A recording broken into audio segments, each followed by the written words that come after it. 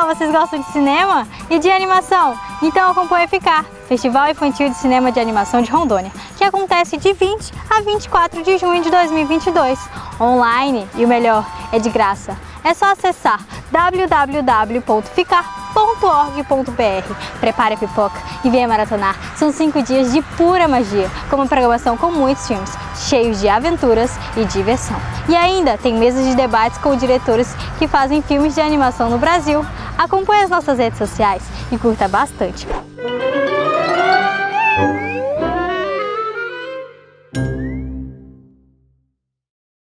Nós estamos começando agora a primeira mesa do primeiro FICAR, que é um festival de animação, de desenhos animados de Rondônia. Essa primeira mesa conta com pessoas muito especiais na história da animação brasileira. São pessoas... A animação brasileira é muito rica e ela já tem mais de 100 anos de existência, desde a primeira apresentação, que foi em 1917, de um filme curto chamado Kaiser, que inaugurou um longo trajeto de obras muito importantes e muito interessantes, né? Inclusive o primeiro longa-metragem sobre a Amazônia, Sinfonia Amazônica. É um belíssimo filme e que a gente vai ter a oportunidade de exibir também, né? E aqui nós estamos com pessoas que têm uma participação muito importante na animação brasileira, né? Nós estamos aqui, eu vou apresentar cada um, e depois eles vão falar do trabalho deles também, né? Claro. Então, vamos começar aqui pelo Sávio. O Sávio Leite é uma pessoa que eu conheço bem, o mineiríssimo Sávio Leite, né? Ele é professor de animação do Centro Universitário UNA já há muitos anos. Ele tem mestrado em artes visuais na Federal de Minas Gerais. E, a partir dali, ele faz muitas oficinas de vídeo e de animação. Os curta-metragens dele, né, os filmes de animação dele, são premiados em importantes festivais nacionais e internacionais. Ele já foi indicado várias vezes ao Grande Prêmio de Cinema Brasileiro, e num deles, em 2018, ele venceu na categoria Melhor Curta-Metragem. Agora, além disso, ele é criador e coordenador da Múmia, né? Que é uma mostra Udgrude Mundial de Animação, que já tem 19 edições, e é importantíssima mostra, um festival muito importante de animação, que acaba apresentando materiais muito diversos, muito diferentes daqueles que a gente tem conhecimento do mainstream, ou que chega na televisão, enfim. É o de grude mesmo, né, Sávio? Além disso, ele faz o Timeline, que é um festival internacional de videoarte de Belo Horizonte, que também tem uma importância muito grande, já que a videoarte ainda não tem tanto espaço como a gente gostaria que tivesse no Brasil, né? Bom, ele já foi jurado em muitos festivais importantes no mundo, tá? Na Finlândia, no Chile, além de todos que ele é convidado aqui no Brasil. Ele foi para a Colômbia, para o Equador, para o Peru, para a Armênia, né? Fora isso, o Sávio também ele trabalha muito com a literatura sobre o assunto animação, né? Ele tem um livro que eu gosto muito, que chama Maldita Animação Brasileira, né? Os Subversivos, o desenvolvimento do cinema de animação em Minas Gerais, que é importantíssimo, porque também é uma oportunidade da gente conhecer o trabalho que é feito em Minas Gerais, né? E a diversidade, o outro livro dele, a diversidade na animação brasileira. Fora isso, também ele já fez uma coletânea, Múmia de Animações Mineiras, muito importante, em DVD, né? Porque é uma possibilidade dessas obras circularem, né? Aliás, né, foi em homenagem justamente ao lançamento do Kaiser, né? Você fez em Isso. 2017, justamente 100 anos do Kaiser, né, ter sido exibido. Fora isso, ele traduz livros de cinema, de animação, de vários autores no mundo, e você está, sabe, lançando agora é isso? É, Você está lançando um esse ano? esse ano vamos lançar mais um, chamado Uma Introdução ao Cinema Underground Americano. Que é um livro que já devia ter saído, mas ele tem ficado... Ele deu um corpo muito grande, ele atrasou um pouco, mas está saindo. No máximo, em agosto, ele sai. Eu acho maravilhoso que durante esses 2, 3 anos que a gente teve de reclusão e de dificuldades de todos os tipos, né? Por sinal, na área da cultura, mais até do que na média das outras atividades, vocês têm feito as coisas, têm produzido, né? Isso é uma coisa muito importante mesmo. Daqui a pouco eu vou perguntar para você como foi que você mergulhou nesse universo, né? Agora eu gostaria de apresentar às pessoas que estão assistindo à mesa o que há, né? O que há é outra pessoa da animação brasileira que tem uma trajetória muito interessante, muito importante, já que ele é roteirista, ele é animador e é diretor de TV, né? Ele começou fazendo parte de um programa infantil que meus filhos viam com muito prazer, que é a TV Colosso, né? E ele começou nesse universo num workshop ministrado pelo Marco Magalhães, que é um animador importantíssimo no Brasil, né? E ele depois virou assistente do Marco Magalhães em algumas obras que ele vai depois comentar, né? Inclusive no Castelo Rá-Tim-Bum, né? Fora isso, ele faz as curtas-metragens de animação, que são importantíssimos, já foram algumas delas para o Festival de Cannes, né? O último trabalho dele autoral foi Cabeça de Papelão, que eu mesma já trabalhei bastante com ele, com crianças, com jovens, com adultos também, todo mundo adora o filme, né? Bom, eu vou dizer o seguinte, ele apresentou um programa importantíssimo, ele criou e apresentou um programa importantíssimo na TV Brasil, que é o Animania, do qual ele vai falar melhor daqui a pouco. E para o Canal Futura, ele também dirigiu uma série infantil com bonecos. Aliás, ele é especializado em bonecos, né?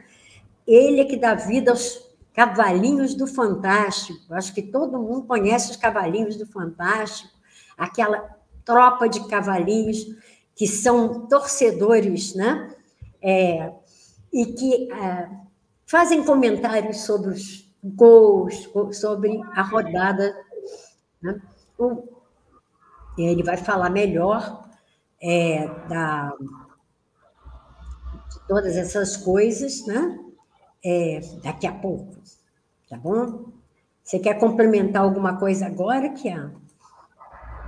Não, podemos seguir, Beth. Depois a gente conversa mais sobre os temas que você vai levantar. Então, agora eu vou apresentar... Aqui a gente na mesa tem 2 Ronaldos, né, que são parceiros e que fazem um trabalho muito bonito de animação, né, de Guerreiros da Amazônia, não Amazônia, Guerreiros da Amazônia, que é uma série de televisão também e que está também disponível, vai estar disponível para vocês verem aqui no Ficar, no primeiro Ficar, né? Eles vão falar melhor sobre essa série, né? E eu só vou apresentá-los o seguinte: o Ronaldo Barcelos é carioca. Apesar de ser carioca, ele foi dar uma mergulhada na questão da Amazônia, né? Ele é escritor, produtor, publicitário pós-graduado pela Fundação Getúlio Vargas e ele é faixa preta de jiu-jitsu ainda por cima, né? Enfim, ele sempre gostou de biografias, segundo ele, biografias, religiões e filosofias. E ele começou em 1998, portanto, há um bom tempo atrás, o Projeto Amazônia, com o sonho de produzir um desenho animado 100% brasileiro para a televisão. Enfim, ele vai falar melhor do que eu, como ele, ao longo do desenvolvimento desse projeto, ele percebeu que os esforços de comunicação dos ambientalistas e da imprensa, em grande parte, estavam focados só no público adulto. Então, ele resolveu estudar a região amazônica, e isso ele vai falar muito melhor do que eu, né? Porque ele queria trabalhar com crianças, para divertir, educar crianças, através da ficção, através da fantasia, mergulhar também na realidade, né? Você quer complementar alguma coisa agora? Não, está ótimo. Para falar depois, então, você fala como foi que foi esse mergulho. Tá bom. Aliás, vocês mergulham mesmo, né? É uma coisa bem mergulhante. Te voa, né? Te voa. Então, nós temos o Ronaldo Santana, que é o parceiro do Ronaldo Barcelos no Amazônia, Guerreiros da Amazônia, e que é outro que mergulha bastante na pesquisa, né? Ele é formado em designer gráfico e ele também, além de tudo, é escritor. Ele tem alguns livros publicados, tem uma série que chama Luana, Filha da Lua, da qual ele vai falar melhor depois, porque também daí saem outras obras, né, importantes, tá? Vamos, então, começar essa rodada de conversa perguntando para cada um de vocês o que aconteceu no trajeto de vocês que fez com que vocês quisessem mergulhar e se profissionalizar na animação. Sabe, você quer começar? Sim. Primeiramente, eu gostaria de agradecer muito o convite para falar de animação. Como você disse, a animação é a nossa paixão, né? Então, eu fico muito feliz, ainda mais feliz ainda por falar por Rondônia e, através de Rondônia, falar para o Brasil inteiro, né? Acho essa iniciativa desse primeiro festival de cinema de animação infantil de Rondônia uma iniciativa maravilhosa. A gente precisa de mais eventos para divulgar a animação brasileira. Então, eu desejo todo o sucesso do mundo essa iniciativa de fazer esse festival. Eu queria só comentar que o Cine Amazônia eu já conheço de muitos anos, não conheço pessoalmente, infelizmente, mas algum dia eu gostaria muito de ir para Rondônia. Já fica o convite, já faço o meu próprio convite ao vivo para ir para a Amazonas. Eu já participei de 3 edições do Cine Amazônia com os meus curtas, então é um festival que eu tenho um carinho muito grande. Eu estava vendo aqui, de 2003 a 2017 eu participei, então, assim, cobriu quase toda a carreira, assim, do tempo que eu ando fazendo animação. E a sua primeira pergunta, assim, como eu descobri a animação, né? Eu acho interessantíssima essa pergunta, porque, para mim, foi um caso, vou contar o meu caso, é o seguinte: eu estudava comunicação social e estava formando em comunicação social, e a minha orientadora, Patrícia Moran Fernandes, que hoje é uma professora da USP, eu fui orientando dela, e aí eu descobri o cinema. Eu estava naquela coisa de o que eu vou fazer da minha vida, o que eu vou descobrir para fazer da minha vida, e aí ter sido orientando da Patrícia Moran foi ótimo, porque eu descobri o cinema. Eu já adorava o cinema, trabalhava numa locadora, via tudo quanto é filme, pegava assim, todo Bergman, via todo Bergman, pegava todo Kurosawa, via todo Kurosawa. E já tinha umas preferências, assim. Eu tinha uma preferência, por exemplo, por Glauber Rocha, que é uma pessoa que eu gosto muito do trabalho dele, do que ele fez com a arte brasileira, e gostava estranhamente, assim, diferente de todo mundo, gostava e ainda gosto do Godard, por ser aquela pessoa tão louca, intransigente que ele é, com aqueles filmes tão malucos. Então, eu acho que eu sempre gostei de um cinema mais de questionamento do que um cinema de entretenimento. Isso é uma verdade. Mas aqui, como eu moro em Belo Horizonte, tem a Escola de Belas Artes, que já tinha um curso de cinema de animação, eu vi uma oferta para fazer um curso de animação para ser roteirista de uma série, que acabou nunca sendo feita, mas eu falei, olha, oportunidade. E eu fui fazer esse curso na UFMG. E adorei a animação.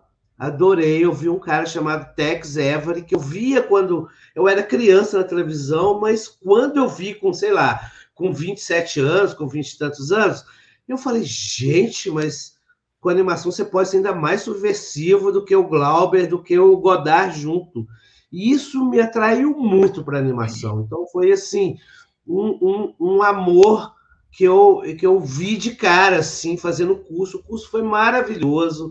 A gente teve, assim, Renata Palottini dando aula para gente, Joaquim Assis dando aula para gente. Então, foi assim, foi verdadeiramente um mundo que se descortinou na minha frente.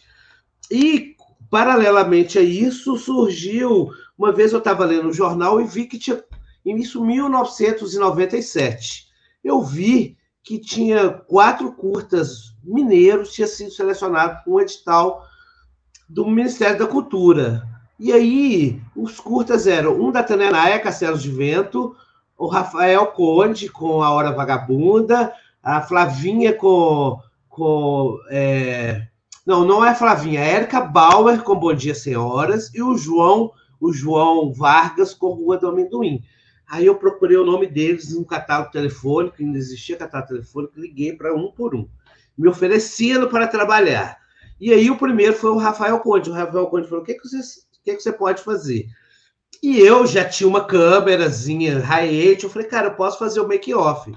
E aí eu fui fazer o make-off da Hora Vagabunda, e amei o cinema, assim. Foi uma imersão tão grande que quando acabou o set, o filme, eu adoeci. Eu falei, gente, como eu vou viver sem essas pessoas à minha volta agora? Mas, concomitantemente, eu ofereci também fazer o making-off do Castelo de Vento, que é um curta de animação da Tânia. E como a animação demora muito mais tempo, né, mais do que uma semana, assim, né, cinema direto, e aí eu pude ficar lá um tempão acompanhando eles, e aí também veio esse amor pelo cinema de animação. E também tem um caso que eu vou contar também, que é o seguinte, uma vez eu encontrei com a Tânia, a gente foi assistir Pulp Fiction, que também é um filme que é um divisor de água na minha vida, e a Tânia, eu lembro que nessa época eu era muito duro de grana, eu tinha grana ou para comer ou para ir para o cinema. Eu fui assistir Pulp Fiction. Ainda bem que eu escolhi ver Pulp Fiction, né? Porque aquele filme, sim, é um divisor de águas. E encontrei a Tânia. E a Tânia falou assim comigo, vai ter uma oficina de animação no Festival de Inverno. Se você quiser, eu consigo. Eu vou ser monitora, eu consigo para você. E aí eu fui fazer essa oficina, que era com a Bi Feijó, a Regina Pessoa e um alemão, Raimundo Krumer. E aí eu fui com uma ideia pré-concebida, sabe? Um roteirinho na cabeça pré-concebido. Mas quando eu cheguei lá, eu vi que não dava para fazer em 15 dias. Então eu fiz o que foi possível fazer em 15 dias. Foi até uma sequência de animação que depois eu usei no primeiro curso de animação que eu fiz, que é o Mirmidões. Mas, bem, trabalhando, fazendo o make-off de Castelo de Vento, eu conheci o Clécio Rodrigues, que estava também trabalhando. E o Clécio me mostrou algumas ceninhas de animação que ele tinha feito e falou, faz qualquer coisa, pode usar essas imagens. Quando eu vi as imagens, eu falei, cara, essas imagens são maravilhosas. Isso aqui dá um filme. Eu vou pensar o conceito desse filme. E eu gosto muito de mitologia. E a gente começou essa parceria, que a gente já tem vários filmes, todos usando a mitologia. Mas como a gente faz uma obra muito aberta, as pessoas confundem também com o nome do planeta, que eu acho ótimo, assim. Então, foi esses os meus antecedentes para começar a fazer cinema de animação, que foram todos eventos maravilhosos, assim, que contribuíram para que eu fosse nesse caminho da animação. Na UFMG, fazendo esse curso, eu percebi que fazer animação não é só desenhar, não é só desenho em seu papel. Desenho em seu papel é apenas uma das técnicas, talvez a mais usada, né? Até hoje, desenho em seu papel. Mas dava para fazer animação com qualquer outra coisa, qualquer coisa que você possa imaginar. E isso me atraiu muito na animação, porque eu não sou um desenhista, eu não estudei desenho na escola de animação, mas eu adorei descobrir a animação, porque a animação é um cinema expandido, entendeu? É o lugar que eu acho, que eu tenho certeza, que não há limite para a imaginação. Eu costumo agora, sendo professor, mostrando certos curtas para meus alunos, eu vejo assim, o fascínio, sabe? Porque não existe limite para a imaginação. Tem animações maravilhosas feitas com muitas outras técnicas. Então foi aí minha porta de entrada na animação, e até hoje a animação faz parte da minha vida, eu acho que vai fazer até quando eu morrer.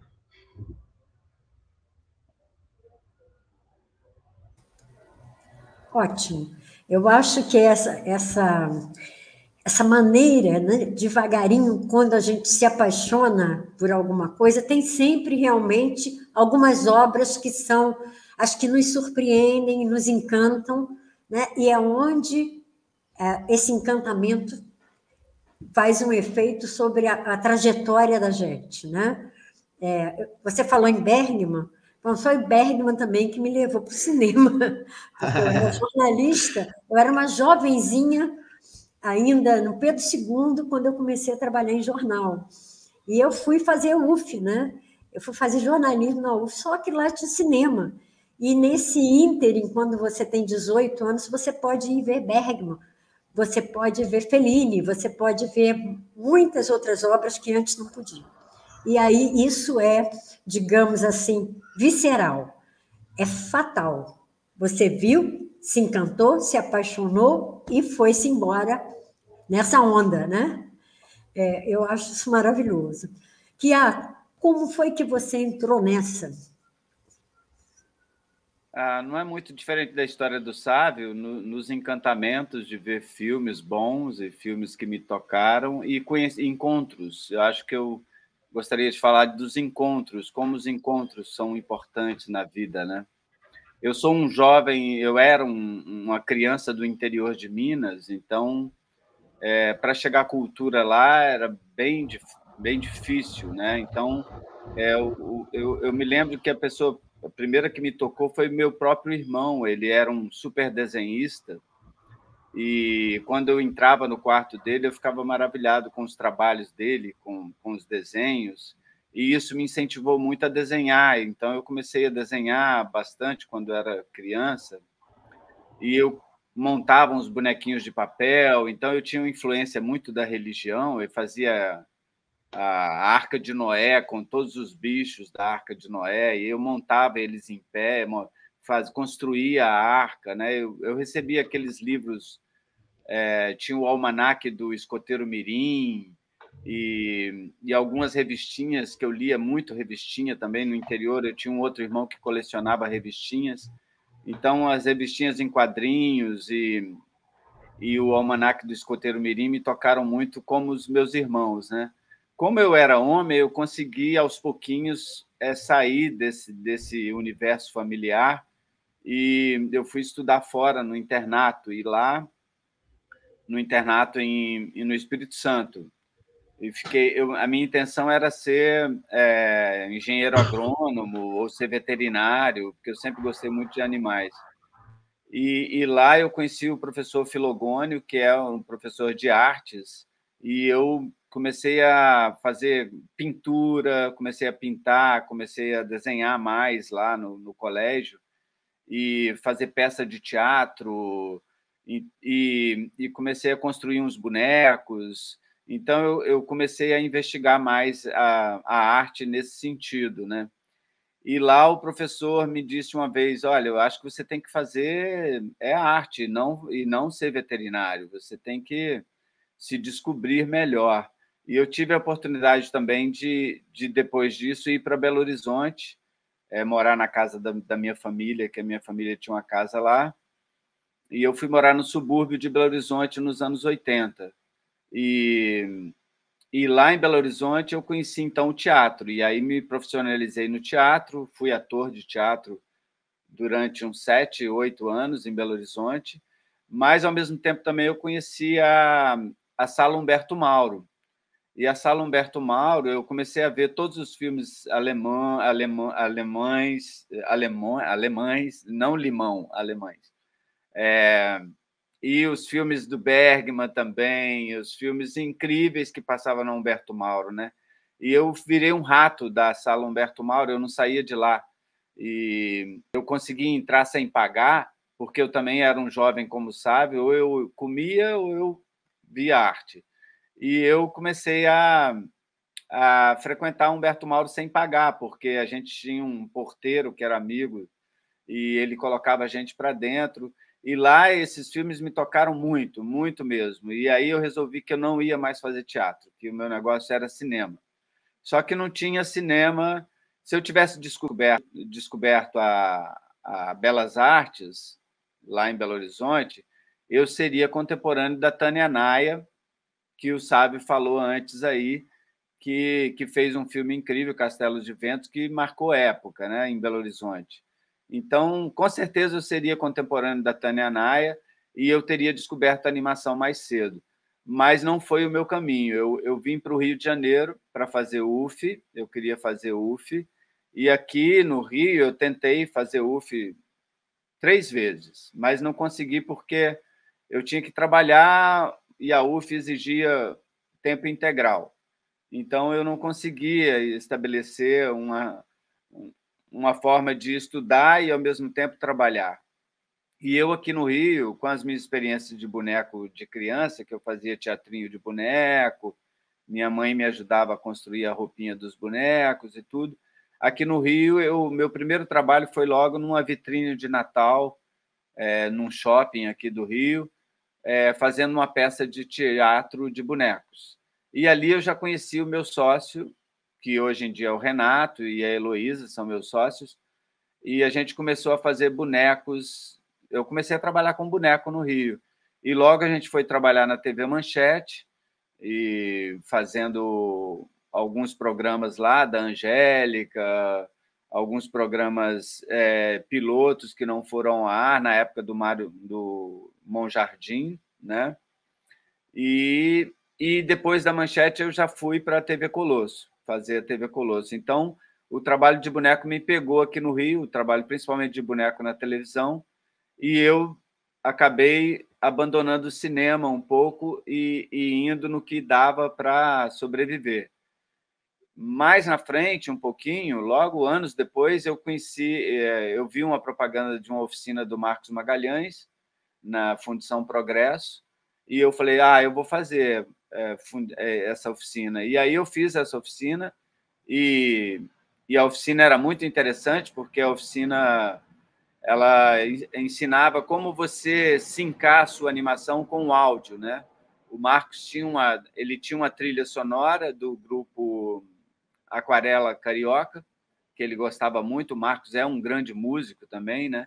E sobre essa música do Aquarela Carioca, cada aluno escolhia um trecho da música e fazia uma animação na cadência da música. E o Marcos ensinou isso para a gente. Como a gente decupar uma música quadro a quadro e como a gente colocar a animação fluindo nessas cadências sonoras, né? Isso me tocou muito, porque eu não sabia, né, que o audiovisual ficou tão forte para mim ali, porque realmente era audiovisual. Eu criava uma imagem em cima de um áudio, né? Então, isso me tocou muito e o Marcos gostou bastante do meu trabalho e ele me chamou para ser assistente dele. Então, nessa época, eu fazia TV Colosso e fazia assistência do Marcos Magalhães em alguns trabalhos dele. A gente fez um clipe para Lamas do Sucesso, a gente fez o ratinho do Castelo Rá-Tim-Bum, aquele ratinho que toma banho. Aí eu entendi um pouquinho de animar massinha também. Então, foi se juntando esse trabalho todo de boneco na televisão e, ao mesmo tempo, aprendendo animação com o Marcos ali, a Vera, né? E foi então que eu comecei a nutrir a ideia de fazer um filme meu. E uma parceira minha que fez essa oficina do Marcos trabalhava no CTAV da Funarte, que é a Paula Nogueira. E a Paula precisava de fazer uma vinheta para os 100 anos do cinema. Então, a Paula me chamou para fazer uma vinheta com ela. E eu criei um boneco do Nosferatu e a gente fez uma vinhetinha para os 100 anos do cinema, mas a coisa ficou tão bonita que a gente se animou a fazer um curta-metragem. E aí eu criei o roteiro do De Janela para o Cinema, que é meu primeiro filme, e que me levou a Cannes e tal. Então, essa arte do encontro é que vai levando a gente. Espero que a minha oficina tenha tocado os meus alunos como a do Marcos me tocou. Maravilha, eu acho que é fantástico isso, né? Porque toda vez também que a gente passa adiante um conhecimento, que a gente vai com tanto amor, tem tanto amor pelo que faz, e vai fazer oficinas e dizer coisas para o outro, a gente realmente fica com essa esperança, né? E muito provavelmente pode ser que não seja 100%, porque não existe isso, talvez nem 50%, mas se algumas pessoas se tocam, se algumas pessoas se apaixonam, mesmo que não virem animadores, vão certamente ser um espectador melhor, vão conhecer melhor e avaliar melhor o trabalho dos outros, né? Acho isso tudo muito importante. Eu gostaria muito de saber do Ronaldo Barcelos como foi isso. É a mesma pergunta, a gente quer saber o que encantou ele para que ele resolvesse fazer animação. Porque a gente sabe que ele se encantou pela Amazônia também, né? Acha importante a questão ambientalista e fez essa observação de que era tudo voltado para um público adulto. Como foi, então, que você decidiu que seria animação e para atingir crianças? Como é que você entrou nesse universo? É um prazer estar aqui com vocês hoje, participando do Festival de Animação Rondônia. É muito importante essas oportunidades para a gente poder falar, né, da animação, falar da cultura no Brasil, falar de Amazônia. E aí a história, eu vou ser bem resumido aqui na história, porque a nossa história é longa, né? A gente tem 24 anos aí dedicados aí à animação, à literatura, e comecei por influência, né? Como que a falou dos encontros, eu tenho um amigo de infância chamado Ernesto Favaron Neto, que é um cara, sempre foi um cara genial, e ele, lá em 98, ele já tinha uma produtora não de desenho animado, mas de animação gráfica. Ele fazia trabalhos para as empresas, né, de cenários e todo aquele tipo de coisa. E aí ele, então, me convenceu a entrar de sócio na produtora dele para produzir desenho animado. E, segundo ele, a gente ia ficar rico. E a ideia dele, então, a ideia original, né, ele falou, cara, vamos produzir um desenho sobre a Amazônia. Pô, a gente vai ficar rico, Aí me mostrou aqueles números da Disney, da Marvel. E aí a gente, né, nós jovens lá com 24, 25 anos, eu já empresário, já na publicidade, ainda iniciando, realmente me entusiasmei com aquela possibilidade muito distante da minha realidade, tanto a questão ambiental como a questão da animação. Mas confiava muito nele, gostava dele, né, gosto, e resolvi embarcar nisso aí. A gente teve uma influência no Rio de Janeiro com a Eco 92, bem grande, então a gente tinha esse assunto muito forte aqui. E aí, então, a decisão de produzir um desenho animado sobre a Amazônia foi muito mais comercial do que ambiental, porque a gente fala assim, pô, esse tema a gente consegue estender ele por muitos anos, infelizmente o problema vai aumentar e a gente vai ter como trabalhar o projeto.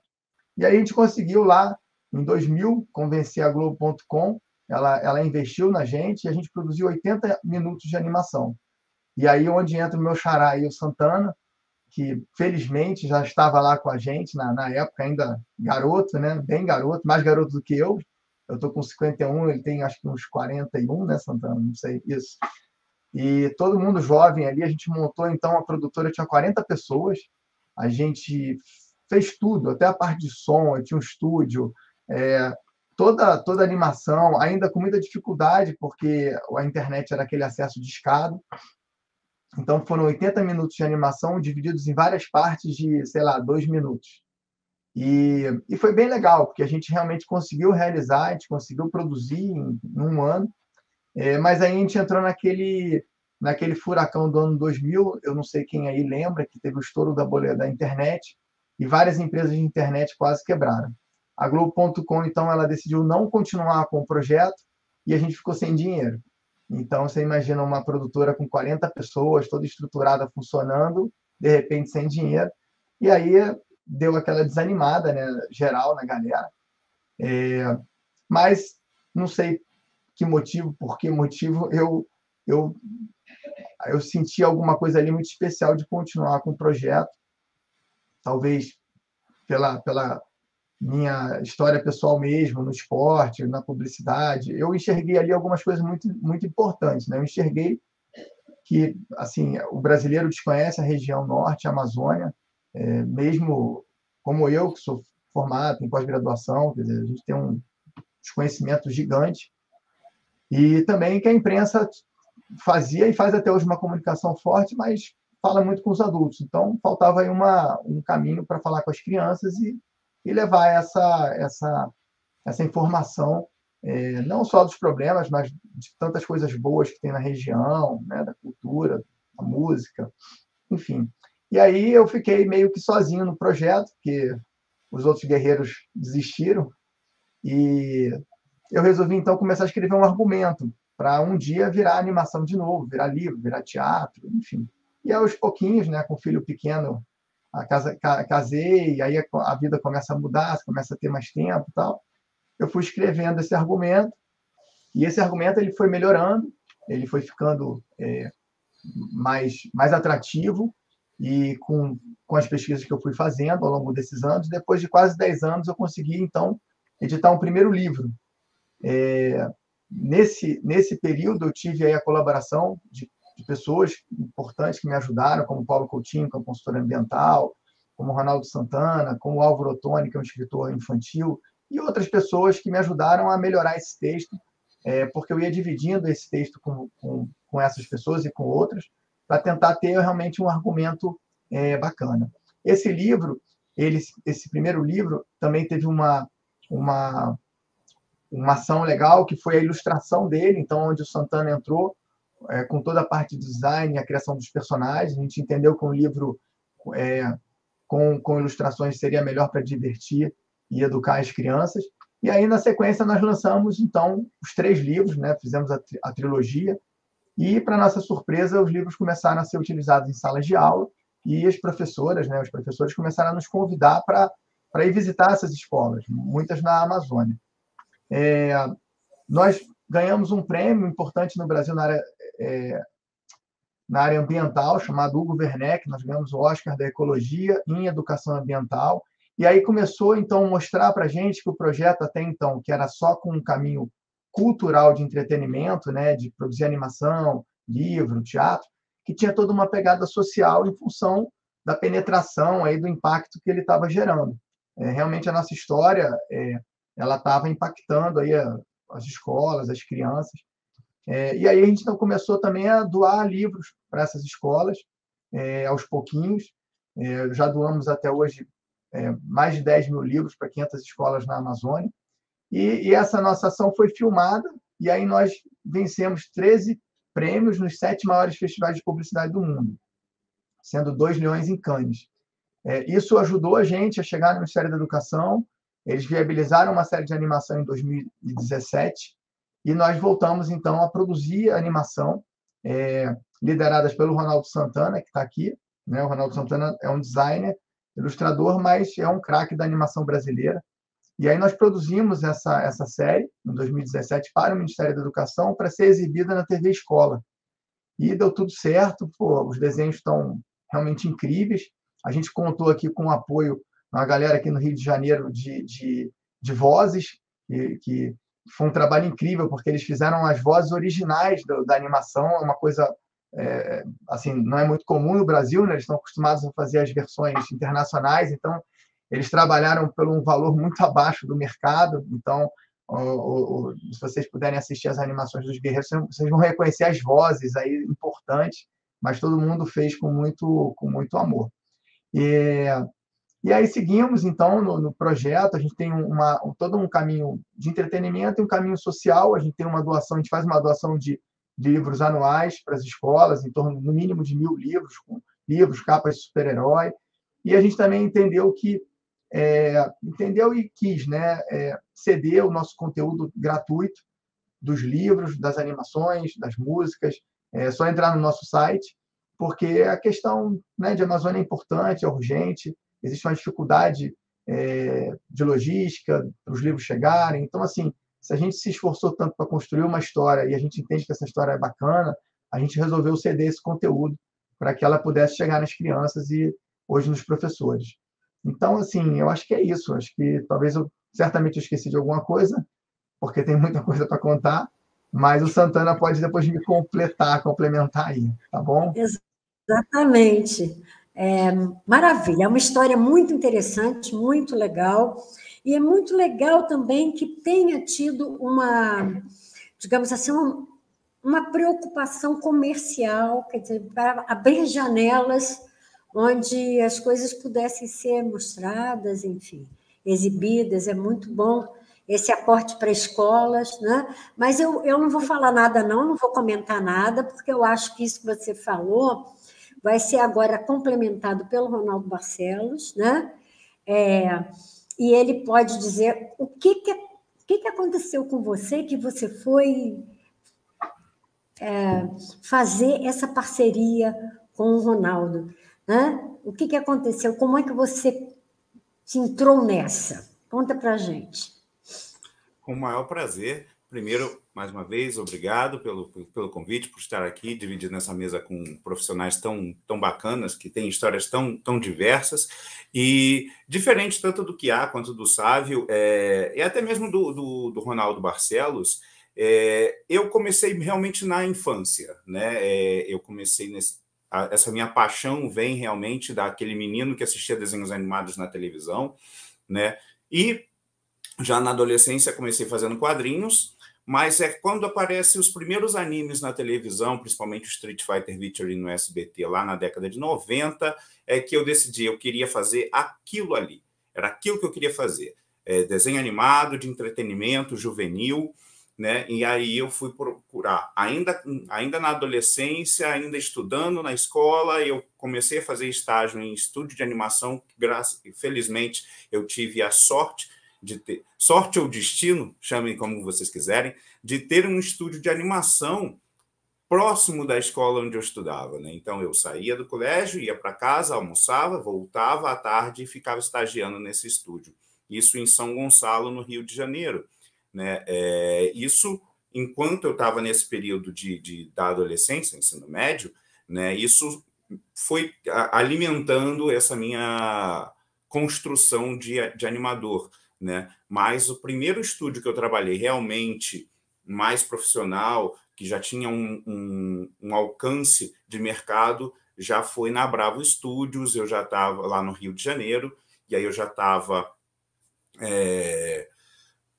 realmente, já devia ter uns 18, 19 anos por volta disso, e logo em seguida teve o projeto Guerreiros da Amazônia, que foi onde eu entrei para trabalhar com o Ronaldo Barcelos. Naquela época, eu estava apenas animador, né? Eu era um animador muito jovem, assim como todos os meus amigos tinham mais ou menos essa faixa de idade, né?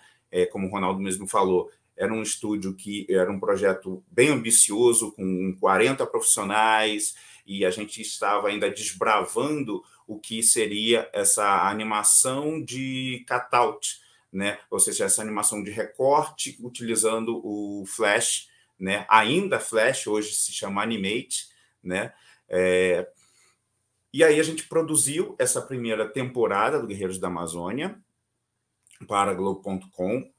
Aconteceu tudo isso que o Ronaldo Barcelos falou, a equipe se desfez, cada um foi para um caminho, e eu fui fazer muito trabalho de animação, já fazendo animação em Flash para o mercado publicitário, e logo em seguida eu entrei para fazer minha faculdade de design gráfico, e por volta de 2005, mais ou menos, surgiu no Brasil, no Rio de Janeiro, o setor de animação da Labocine Digital.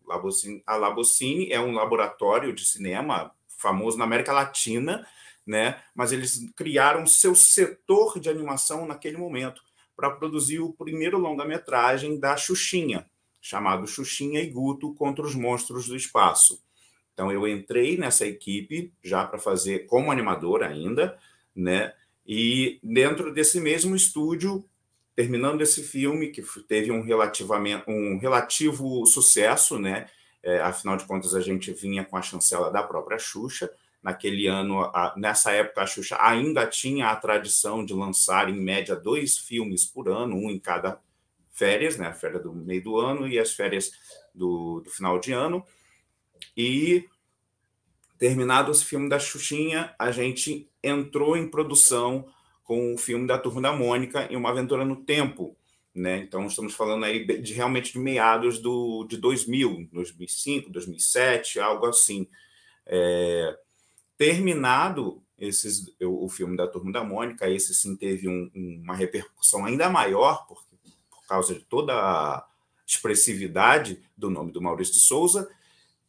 Eu fui trabalhar, então, nos livros do Guerreiros da Amazônia, né? Eu teve esse intervalozinho entre o filme da Turma da Mônica e a próxima produção de animação que eu iria fazer, que é o Meu Amigãozão, para a TV, para Discovery Kids, né? Eu trabalhei fazendo character design, né, da primeira temporada, e a gente trabalhou ao longo de 2 anos essa primeira temporada, né? E eu estava sempre flertando com essa produção dos livros com o Ronaldo, né? Então, enquanto eu estava no estúdio fazendo os filmes ou a série de TV, em paralelo estava correndo a produção desse livro do Guerreiros. Como ele mesmo falou, o primeiro livro, que é este daqui, né, que é o Guerreiros da Amazônia, O Templo da Luz, esse que é o primeiro livro. Esse livro ele é de 2009, né? E como a gente ficou nesse intervalo, desenho animado, livro e tudo mais, tem uns intervalinhos até sair o segundo livro, que é este daqui, que esse aqui já foi publicado em 2012, né? Em 2013, a gente ganhou o tal prêmio, o Werneck, como ele mesmo citou, né? E em 2014, nós publicamos a terceira parte dessa história, que é esse livro aqui. Então, ou seja, a minha história e a do Ronaldo, ela se mistura em vários momentos, né? E terminada a temporada do Meu Amigãozão, e a gente trabalhando com os livros, aconteceu tudo aquilo que o Ronaldo explicou sobre os prêmios e internacionais e tudo mais, e aí teve o convite para fazer essa produção de desenho animado novamente do Guerreiros da Amazônia em 2017. Então, nós entramos em produção em 2017, a série foi exibida em 2018, né? Foram 10 episódios com duração média de 3 minutos e meio, né? Ou seja, tinha um formato meio que de interprograma. Então, eu fiquei nesse período, né, entre fazer animações e fazer literatura, e a gente ficou trabalhando nas duas coisas. E assim seguimos até então. E nesse meio tempo, em 2016, eu publiquei o meu primeiro livro como escritor. Como o Ronaldo Barcelos tinha falado, eu já tinha dado vários palpites na trama do livro dos Guerreiros, inclusive nos projetos, né, porque a gente é muito ambicioso e a gente já escreveu o roteiro de longa-metragem e outros projetos com Guerreiros, a gente está colocando ele em editais e tudo mais, então a qualquer momento teremos mais conteúdo do Guerreiros da Amazônia em formatos variados, né? Mas então eu já estava trabalhando também com texto nesse período. E aí eu comecei a lançar os meus primeiros livros como escritor, a série de livros Luana, a Filha da Lua, que, se a gente tiver oportunidade, eu até menciono mais para frente. Então, É isso, dando bem uma boa resumida em tudo, é isso. É uma delícia ouvir o trajeto de cada um, né? A gente vê que tem muito em comum em alguns processos, em outros são completamente diferentes, mas eu acho muito legal, e não acho que foi casual, por exemplo, tem uma oficina de um curso de animação perto de onde você morava, em São Gonçalo, né? E São Gonçalo a gente sabe que é um centro interessante, mas que não tem esse aporte tão forte de cultura, né? E, na verdade, eu não gosto muito de achar que essas coisas são coincidências, porque você, se não tivesse esse interesse, jamais teria percebido que existia ali um curso de animação, né? Da mesma forma que o Sávio, que há, né? E o Ronaldo Barcelos, todo mundo encontrou um caminho porque procurou, né? Você, por exemplo, ir, né, para um centro cultural tão importante quanto, né, e ser amigo do porteiro para poder entrar, se você está sem grana, né, a gente sabe que é muito comum, e ainda mais para quem busca cultura, muitas vezes você tem que escolher mesmo. Né? Eu me lembro, quando eu era uma universitária, isso faz muito tempo que eu entrei, em 1970, na UF, né? E eu via 3 filmes por semana, 4 filmes por semana, e depois saía com os amigos do cinema para ir tomar chopp e conversar sobre os filmes. Hoje em dia, eu seria uma pessoa falida completamente se eu fizesse isso. Então, no decorrer desses anos todos, as coisas foram ficando mais difíceis. Como vocês são bem mais novos que eu, todos vocês, né? Vocês já pegaram tempos mais difíceis, ingressos mais caros, né? Mas, por exemplo, poder entrar e ver filmes importantes que vão formar o seu bom, digamos assim, vão formar o seu gosto, vão formar a sua trajetória e as suas outras escolhas, né?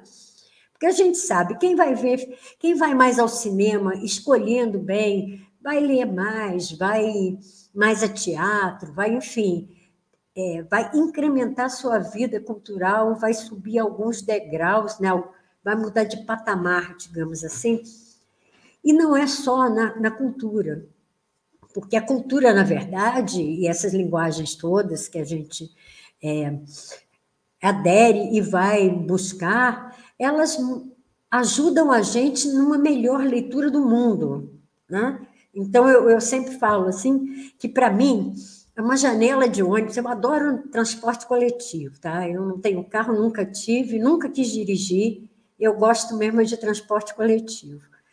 E, para mim, a janela do ônibus é um grande traveling mesmo. Eu vou andando e eu vou vendo um filminho do lado de fora, vou tentando interpretar o que vejo, porque, na verdade, é isso, né? A cultura ajuda a gente a reler o mundo, digamos, a realidade, né? O mundo em que a gente vive.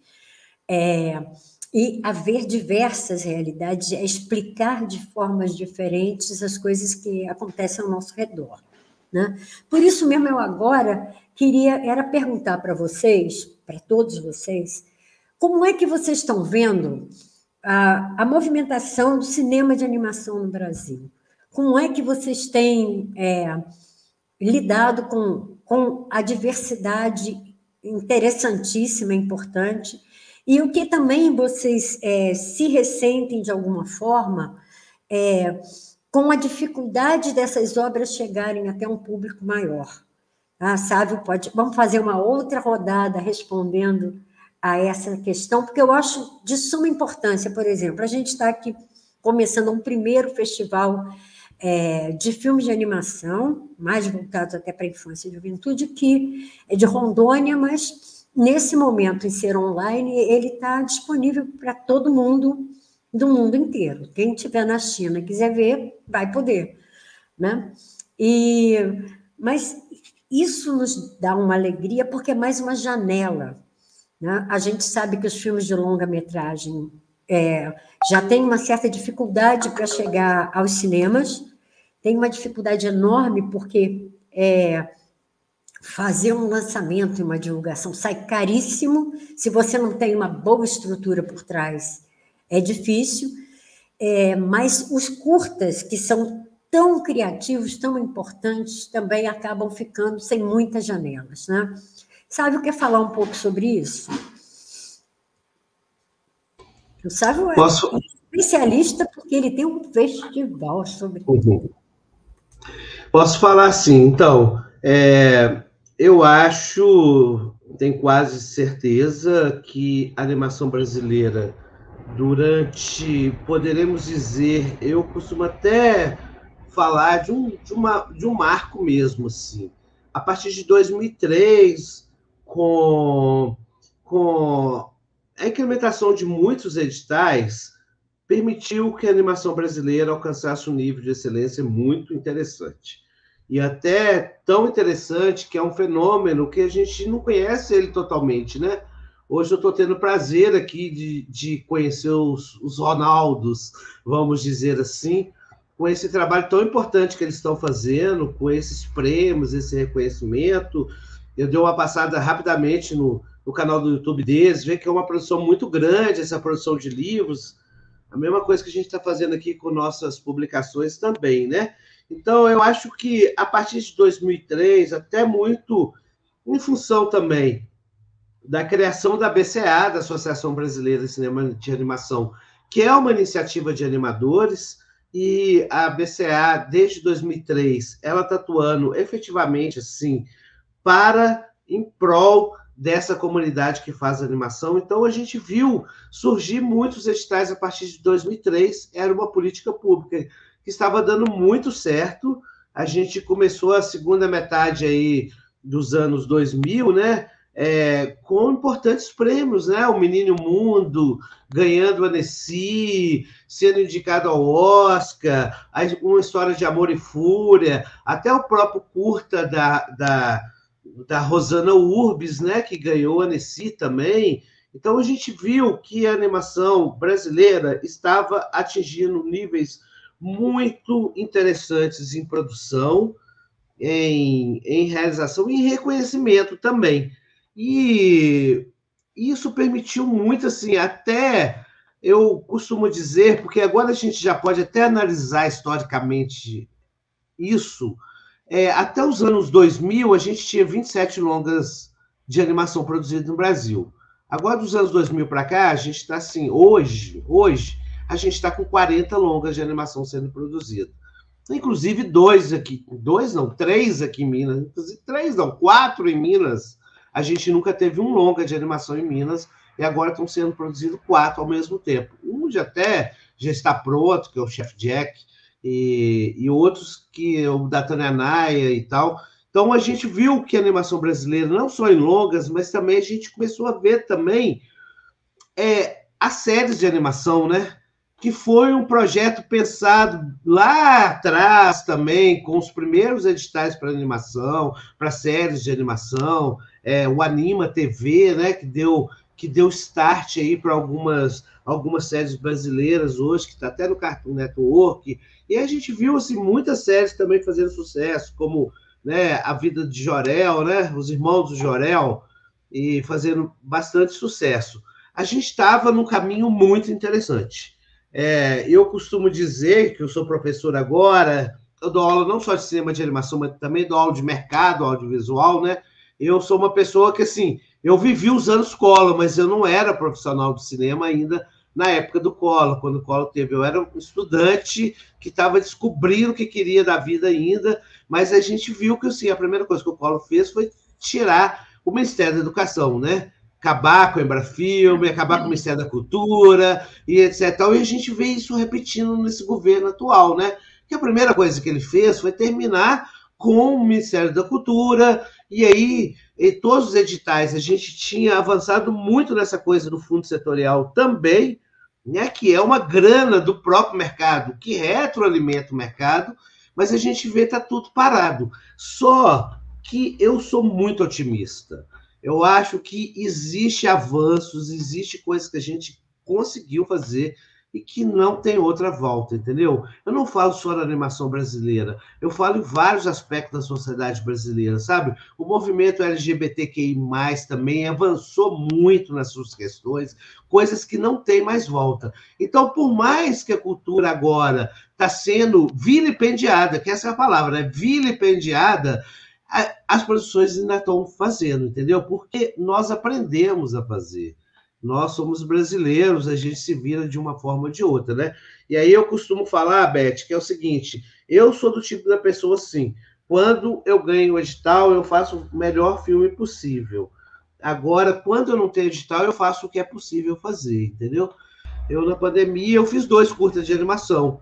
Um que estava na gaveta, que era um documentário do Walter Tournier, que era um animador uruguaio. Eu tinha feito uma entrevista com ele, mas não avançava ainda para terminar o filme. E aí veio a pandemia, com esse tempo, que a gente ficou muito tempo dentro de casa, eu resolvi tirar umas coisas da gaveta e fazer. E nisso eu até traduzi um livro e publiquei também de animação, né? Que é um livro cubano, assim, que eu comprei em Havana em 2017, que é esse livro aqui, A Forma é Realizada, o Cinema de Animação, do Jean Luiz Reis. É um livro que eu fui em Havana com uma animação, com Vênus, em 2017, eu achei esse livro para comprar, achei maravilhoso, porque eu vi que, assim, ele falava muito em vários autores que a gente tem um apreço muito grande, por exemplo, Svank Mayer, e até o próprio Yuri Norstein, que é o autor da capa, né? E falava muito sobre animação, que a gente não tinha literatura sobre isso. Então, eu sou otimista, sabe? Eu acho que uma mudança de governo, essas políticas públicas podem voltar, porque foram políticas públicas muito importantes para o Brasil, de uma forma geral, para fazer essa cultura, essa animação toda que existe, esse talento todo que existe nesse país continental, tivesse chances de se mostrar para o mundo. E o que mostrou foi reconhecido. Então, eu sou muito otimista. Eu acho que a gente pode retomar, que foram muitas políticas públicas muito interessantes, e essas políticas podem voltar a qualquer momento, só tendo uma mudança de rumo aí no nosso Brasil. Acho muito importante isso que você falou. Eu, por exemplo, passei por vários processos muito diferentes. Né? Eu, por exemplo, passei pelo governo Collor, eu já era uma profissional, eu já trabalhava com cinema. E a questão é a seguinte, houve o desmonte, né? Desmontou, por exemplo, a Embrafilme, que era um órgão importantíssimo de fomento ao cinema brasileiro, e não só de fomento à produção, mas também à distribuição, porque essa, como eu falei anteriormente, é um problema que persiste, né? Porque nem todo produto feito é um produto palatável para o que o mercado considera palatável. Por isso também é tão importante outras ações como esses festivais, porque eles oferecem para o público um olhar diferente, um olhar que não é o olhar do mainstream para as obras. Né? Na verdade, como você falou também, os brasileiros acabam se virando, né? Então, encontraram outros meios, que foi um movimento que foi chamado de retomada, outros meios de produzir, outras maneiras de fazer. E, é claro, o mundo andou para frente e não há dúvida. Não há dúvida que um tanto dessa pegada mais conservadora agora vem justamente da grande movimentação para tirar preconceitos sociais fortes, como, né, o racismo, como a questão da mulher, como a questão LGBTQI+, enfim, como você falou, não vai voltar atrás, mas, enquanto isso, a gente sabe que o mundo caminha com 2 passos para frente e 1 para trás, e eu acho que agora a gente está no para trás, mas o que já foi para frente já foi e não volta, né? Então, esse desmonte que nós temos agora, eu que já passei por outros desmontes variados, não só em nível do país, mas em níveis também locais, em estado, município. Aqui no Rio de Janeiro, por exemplo, todas as ações do município no governo passado foram truncadas também violentamente em prol de um pensamento mais religioso e tudo, enfim, mais restritivo. E eu acho muito importante isso que você falou. Eu também acredito que no momento em que a gente conseguir... É claro que destruir é muito mais fácil que construir, né? A gente leva um ano para construir uma casa, um prédio, e a gente joga uma bola lá e destrói em 2 minutos, né? Implode rapidamente. Então, construir ou reconstruir demanda muito mais esforço e muito mais vontade política, mas eu acho que se a gente conseguir ter essa vontade política de volta, as coisas vão andar, né? Realmente, tudo isso que você falou é muito importante. Eu gostaria agora de ouvir o que acha dessa questão, né? Como é que ele vê os caminhos de animação no Brasil nesses últimos anos e daqui para frente. Eu acho que o Sábio falou muito bem cronologicamente dos eventos que foram acontecendo e como a gente chegou num momento punjante da animação brasileira que foi totalmente destruído por esse governo, né? O Sábio também falou que a gente tem bastante longas em produção e, claro, que esses longas ainda são reflexos das políticas dos governos petistas, né? Progressistas, digamos assim. E eu não sei, daqui a um tempo, qual vai ser o reflexo desses 4 anos que a gente está vivendo de solo arrasado, né? Hoje os meninos estão falando da Amazônia aí, dos guerreiros da Amazônia, mas a gente acaba de perder 2 guerreiros reais da Amazônia, né? Então, é muito triste tudo isso. A gente está nesse momento, é desesperante, assim. Eu, às vezes, fico sem ter coragem de levantar da cama, realmente. Mas a gente é feito de guerrilha e o Sábio tem razão. A gente tem que, nesse momento, o nosso papel é ser guerrilheiro. A gente tem que fazer o cinema de guerrilha. O cinema que eu tenho entendido que está acontecendo agora de guerrilha na animação é a gente dar as mãos e poder uns ajudar os outros. Quem está fazendo festival, a gente poder dar uma força, poder dar uma oficina, poder fazer na parceria. Quem está fazendo um curta, a gente poder ajudar a terminar esse curta também na parceria. Quer dizer, agora é a hora de a gente cuidar um dos outros para a gente não morrer na praia juntos, né? Então, eu acho que agora a nossa função é fazer um cinema de guerrilha mesmo, até esse desgoverno passar. E o cinema de guerrilha, o cinema de animação sempre foi de guerrilha, sempre foi assim, de abnegados que se lançam nessa empreitada. Você citou o Anélio Latini lá com a Sinfonia Amazônica. O cara fez um longa na guerrilha, né? Você vê o curta dele, que é uma das peças mais incríveis que eu já vi de curta-metragem documentário. Ele mesmo produziu curta de documentário na medida em que ele fazia o longa, e o curta é muito revelador, porque ele é o intervalador, ele é o cara que faz o keyframe, ele é o produtor, ele é o cara que arruma o dinheiro, então ele brinca até com isso, né? Sempre ele entrando nas saletas, ele bota plaquinhas nas salas, provavelmente salas da casa dele mesmo, que ele botava plaquinhas e falava, não, agora é o intervalador, não, agora é o produtor musical, agora, mas era tudo ele mesmo, né? Então, é um curta incrível, esse curta do Anélio, que é um documentário que ele fez sobre o processo de fazer o longa dele, né?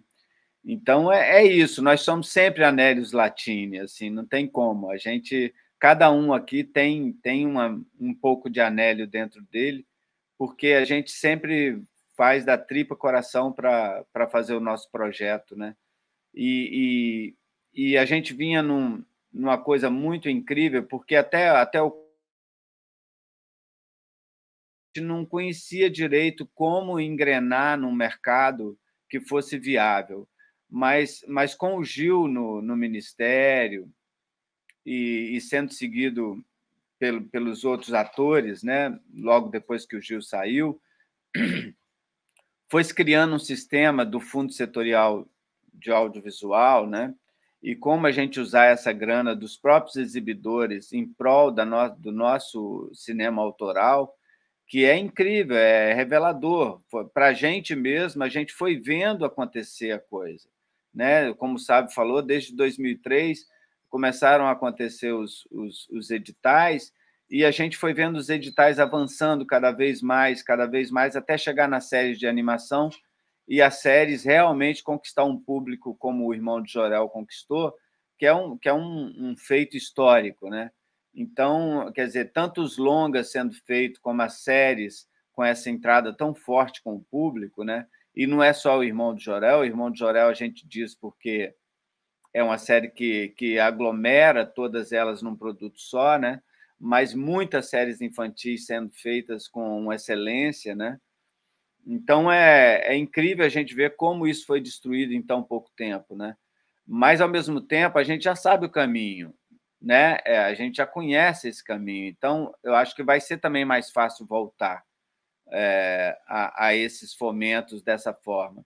E agora nós temos também a Lei Aldir Blanc, que, como você bem disse, ela está possibilitando a realização desse festival FICAR, né? Então, mas a Aldir Blanc, aqui no Rio, ela foi revolucionária. Provavelmente em Minas também ela foi, porque ela está indo em lugares que o Fundo Setorial não vai, a Lei Rouanet não vai, mas a Aldir Blanc vai, que é exatamente possibilitar uma pessoa lá do interior poder pensar num projetinho e realizar, quer seja uma oficina, quer seja um festival, quer seja uma mostra, enfim, quer seja num circo, alguém poder levantar um circo do zero de novo. Enfim, ela vai em pontos onde a Rouanet não vai. Então, a Aldir Blanc veio e é uma lei importantíssima para a gente. Eu, por exemplo, que dou oficinas, a Lei Aldir Blanc tem sido importantíssima para as minhas oficinas, porque possibilita eu viajar ao país, eu poder ministrar animação para as crianças, para os adolescentes de vários lugares do país. Então, eu mesmo, dentro da Aldir Blanc, estou levantando esses projetos de oficina que eu não conseguiria fazer se não fosse pela Aldir, né? Então, a gente, além de já conhecer os caminhos essenciais, a gente está descobrindo outros, que é a fase nova mesmo, Aldir Blanc 2, né? Que a gente possa vir aí com a Paulo Gustavo também.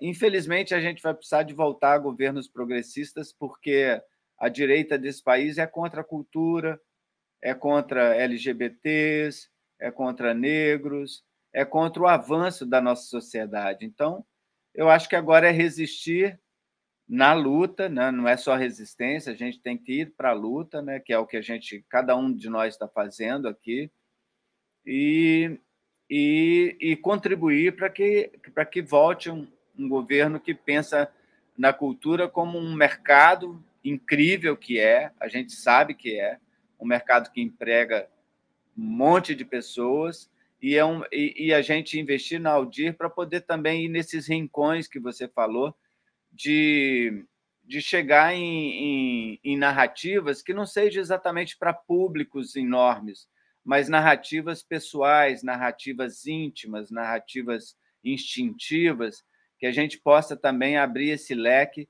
que é o que alimenta o mercado formal, né? A gente sabe que é o curta-metragem que vai alimentar, que vai trazer novas propostas para que possa depois chegar num mercado, né? num longa ou numa série que tem um visual novo, mas tudo isso foi investigado lá no curta-metragem, né? Então, eu sou um assíduo espectador de curta-metragem, eu amo stop motion, eu tenho até um blog que eu só levanto os realizadores de stop motion do mundo inteiro, e cada vez mais eu fico impactado com como está sendo rico esse universo do curta-metragem e de curta-metragistas não só do Brasil, mas do mundo inteiro no stop motion, né? Pessoas fazendo filmes incríveis com uma técnica diferenciada de stop motion. As meninas, né? Agora está chegando muitas realizadoras fazendo coisas incríveis, né? Tocando em assuntos que até então não eram tocados, né? Então é muito bem vista esse pool de mulheres que estão aí trazendo coisas incríveis no curta-metragem, né? Então eu sou fascinado pelo curta. Eu fiz um programa Animania só de curta-metragem. A gente ficou 6 anos no ar e não foi possível mostrar tudo que tem no Brasil. Imagina se a gente pudesse fazer esse tipo de programa agora, mostrando a animação no mundo inteiro, que tem coisas incríveis sendo feitas, né? O Sábio sabe muito bem disso, porque ele, no Múmia, ele trabalha exatamente com esses produtos, né? O tanto de curtas que tem no mundo inteiro e que estão no Múmia, né? O catálogo do Múmia, para mim, sempre é uma fonte inesgotável de pesquisa, como é do Animamundi, que a gente perdeu, infelizmente, o Festival Animamundi. Eu espero que a gente possa voltar com o Animamundi quando tiver em tempos de governos mais simpáticos à animação, porque o encontro do Animamundi é uma coisa maravilhosa. Assim. A minha casa sempre é um lugar de festas durante o Animamundi, e você poder encontrar mais de 300 animadores num lugar só e poder trocar figurinhas, é uma coisa tão inestimável isso, que eu espero que isso volte a acontecer, né? Então, assim, a gente está vivendo agora na guerrilha e fazendo de tudo para que esse desgoverno passe, né? E o caminho da animação é um caminho lindo, sempre é. Eu também sou otimista. Eu acho que enquanto tivermos um papel em branco e alguém pensando coisas novas, a gente vai ter um rico futuro pela frente. E os jovens estão aí, principalmente os jovens de faculdade. Agora nós temos também cursos em faculdades. A gente está vendo muita coisa bonita sendo feita através dos alunos de faculdade, né?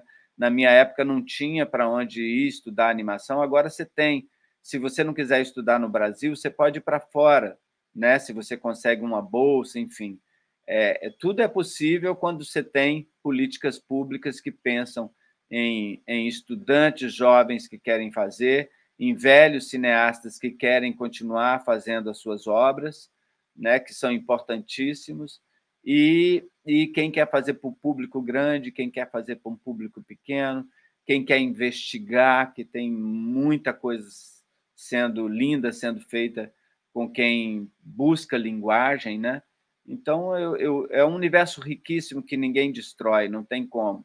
Somos vampiros, nos matam, mas a gente volta à vida. Por falar em vampiro, eu lembrei aqui, quando você estava falando do filme do Anélio Latini Filho, né? Daquele das portas, aquele documentário que ele fez sobre a realização do filme, eu lembrei imediatamente de um filme do Alê Camargo, que é A Noite do Vampiro, que é um filme que eu adoro, eu acho delicioso, sempre trabalhei muito com esse filme, em que ele brinca nos créditos, né? Ele fala direção, Alê Camargo, roteiro, Alê Camargo, fotografia, Alê Camargo, animação, Alê Camargo, música, Alê Camargo, cafezinho, Alê Camargo. Ele vai dizendo, ele não tem as portas, ele tem o crédito, que os créditos são divertidíssimos, né? E ele abre uma portinha no roteiro para a mulher dele, para Camila Carrossini, entrar nesse crédito, que é uma grande brincadeira exatamente com o processo de produção doméstico, que não quer dizer que seja de menor qualidade, nem na animação, nem na temática. Aliás, o filme é divertidíssimo, é uma crítica feroz ao nosso consumismo, à nossa maneira de viver, né? E as outras coisas que você falou, que são importantíssimas, né? A questão, por exemplo, da Audi Blanc poder penetrar com verbas menores, mas penetrar um universo de pessoas que querem fazer e não têm a menor possibilidade, né?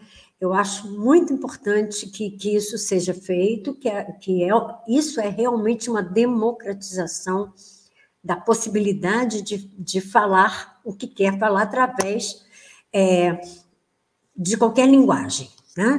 Através da linguagem audiovisual, através do circo, através enfim, da animação ou do live action, não importa. É uma democratização verdadeira, né? E é muito importante, sim. E é isso, a gente tem que fazer... Eu sei que existem as pessoas que fazem, apesar de tudo, né? Que são pessoas teimosas, e a gente tem... Na verdade, as pessoas muito criativas são as mais teimosas mesmo, porque o criar para elas é alguma coisa vital, né? Sem cair naquela ideia de que se eu não criar, né, eu vou morrer. Não é isso, não. Essa ideia romântica. Mas é porque o ato da criação é um ato que eu considero, e eu acho que não só eu, né? Não saiu da minha cabeça isso, é um ato inerente ao ser humano. O ser humano, não é à toa que a gente vive num mundo que vive, porque desde as cavernas tem gente querendo criar, querendo pesquisar, querendo conhecer as leis da natureza e empregar essas leis em benefício de todo mundo, mesmo que, em alguns momentos, ele não esteja pensando isso. Mas, desde que o homem começou a olhar para o céu e querer entender a astronomia, criar instrumentos para isso é inerente ao ser humano, né? Então, vamos passar para frente. Ronaldo. Hoje, uma experiência, maturidade, eu acho que eu tenho uma mensagem assim como artista, mas como empresário também, como produtor, e principalmente como publicitário, né, que é a minha especialidade em como é que a gente entende esse contexto aí de comunicação e difusão, impacto. E, assim, como artista, nós somos românticos, né? Nós temos essa vontade de criar, né? Essa inspiração. Isso tudo é uma coisa divina mesmo, que a gente faz por amor. E talvez esse fazer por amor nos coloca numa posição, muitas vezes, de dificuldade. Nós, no projeto Guerreiros da Amazônia, se não fosse a nossa força de vontade e disposição para trabalhar o dobro ou o triplo em outras coisas, o projeto Guerreiros da Amazônia não existiria, porque eu tenho que trabalhar com publicidade, com mídia, com outras coisas para ganhar dinheiro e aí sim manter o projeto. O Santana é a mesma coisa. O Santana ele trabalha com outras coisas, porque, infelizmente, o projeto cultural no Brasil ele tem muita dificuldade de se manter e de se pagar. Então, a grande maioria dos artistas trabalham de graça. Um ou outro que consegue se remunerar adequadamente. E aí eu acho que existe, em função talvez desse romantismo nosso, né, uma falta de trabalho conjunto para mudar o que está errado. E, na minha opinião, o que está errado hoje são o formato das leis de incentivo. As leis de incentivo à cultura, o fomento, ele está de uma forma que não atende a grande maioria. Lógico, melhorou, né, a gente avançou, mas mesmo assim é muito difícil para um artista jovem conseguir entrar num edital, ele conseguir estar adequado ali àqueles projetos. A dificuldade é enorme. O modelo de escolha hoje, na minha opinião, aí como publicitário, é totalmente equivocado, porque você tem uma lei hoje de incentivo, tanto municipal, estadual e federal, que, em média, 4%, né, de renúncia fiscal, que acho que é importante também a gente falar com esse termo, né? O que é a renúncia fiscal para quem está nos ouvindo, né? Eu sei que vocês sabem, mas a renúncia fiscal é uma empresa, quando ela vai pagar o imposto de renda dela, ou o imposto estadual ou municipal, ela, dos 100% do volume que ela vai pagar de imposto, ela pode pegar 4% e investir num projeto cultural, num projeto de esporte, num projeto social. Então, esse dinheiro ele não é da empresa. Esse dinheiro é um dinheiro que iria para obras públicas, para a escola, para diversas outras coisas, e então, no nosso modelo de lei de incentivo, ele dá a chance para a empresa escolher aonde ele vai investir. Até aí tudo bem, está tudo certo. Qual é o problema? Vem o problema do marketing, da comunicação, da publicidade, do capitalismo. A empresa ela vai querer sempre patrocinar ou apoiar um projeto que já é famoso. Ele vai optar por artistas e projetos que vão dar visibilidade para a marca dele. E aí onde está o erro, porque a gente acaba que os projetos menores ou os projetos que precisam ser incentivados porque não tem capital, não são, ou são muito pouco, ou são em valores muito pequenos. Então, a gente vê editais, às vezes, que, no nosso caso da animação, praticamente não dá para fazer nada. Para vocês terem uma ideia, na série que a gente fez para a TV Escola, para o Ministério da Educação, eu e o Santana, a gente tirou dinheiro do bolso para acabar a série. Eu não tinha dinheiro para pagar o último episódio. Não foi, Santana? A gente tem que fazer, botamos dinheiro do bolso para poder entregar. Então, assim, eu acho que essa questão da lei de incentivo, ela precisava ser ajustada nessa decisão da empresa escolher o que vai trazer benefício para ela, porque, na realidade, a empresa ela tem o benefício da visibilidade que nem precisaria ter, porque esse dinheiro não é dela, esse dinheiro é de renúncia fiscal. Então, acho que esse modelo que é complicado e que dificulta muito o processo. E ainda tem um agravante. Eu lido com empresas porque eu sou publicitário, eu vendo mídia para essas empresas. Esse é o meu dia a dia, né? E eu vejo empresas gastarem milhões. Tem empresa que tem verba de publicidade anual que chega a R$1 bilhão. E isso ela tira do orçamento dela. Mas quando ela vai investir na cultura, no esporte, no social, ela pega aqueles 4% lá que não é o dinheiro dela. Então, assim, existe eu acho assim, esse ponto é muito complicado. E muitas vezes, assim, eu estou fazendo assim, uma crítica construtiva, sabe? Eu acho que é uma coisa muito importante para a gente entender. A gente precisa entender. Muitas dessas grandes empresas e médias, né? Porque as pequenas empresas não conseguem fazer esse apoio. Elas pegam esses 4% e investem nos seus institutos, investem nas suas fundações.